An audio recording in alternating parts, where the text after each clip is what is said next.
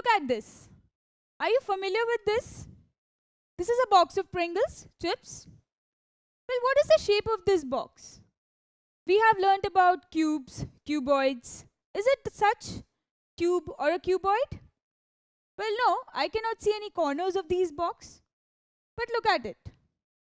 It is round. So you can say that it has no edges, no corners, but it has a top that is circular and a base that is circular as well. So what shape is this? Well, this is known as a cylinder. You can see what is a cylinder here? The surface is curved. The surface is curved and it has circular base and a circular top. So you can refer both these as circular bases.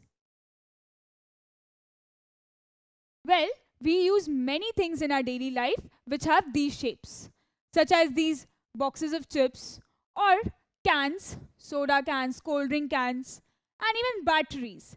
They are in the shape of a cylinder. Look at them.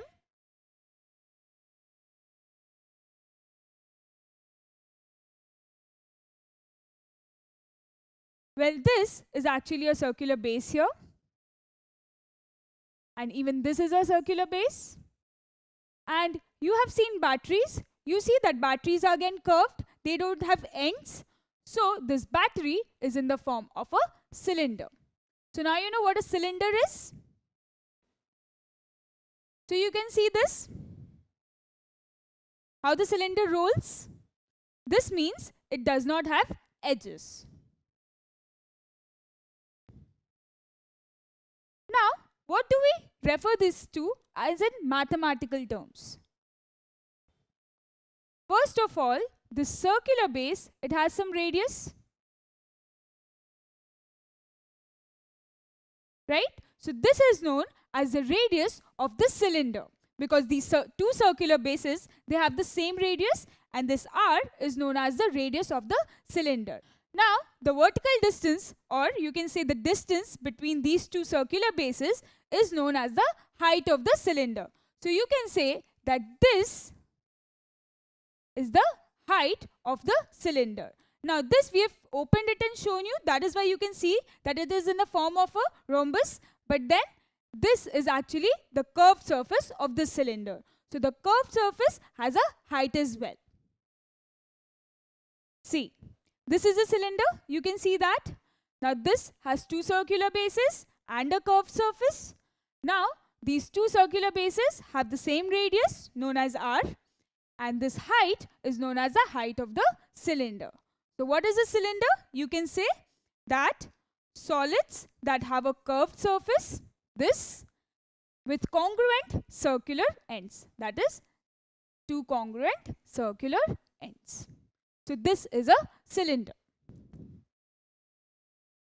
Now you can see how we can even form a cylinder. Just stack up some coins in a vertical way. See, putting one coin on top of the other gives you a cylinder. Why can we say that? Because coins are circulars, you know. So this will have a circular top and a circular base, and this will not have any edges. So this will be a cylinder. Now we can name this cylinder like right circular cylinder. You can see here. Why do we call this as right circular cylinder? Because here we have stacked up the coins one top of each other in a vertical and straight way. So the coins here are actually right angles to the base. You can see that. Suppose I would have stacked such coins but in a haphazard way, not straight vertical. Then it would not be known as right circular cylinder. But every time whenever we refer to as a solid cylinder in mathematics, whenever we do the sums, we will refer to this as right circular cylinder. Now you know that 3D figures like human, they have 2D figures as well, such as a human has a 2D shadow. Similarly, a cylinder, which is a 3-dimensional solid, It has some 2D shapes. Let's see how we can see that. See how we are getting the shadow of this cylinder. Now shadows are two-dimensional. So this 3D figure is having these 2D figures as well in the form of shadows. So now you know what is a solid cylinder. This is what we call a solid cylinder.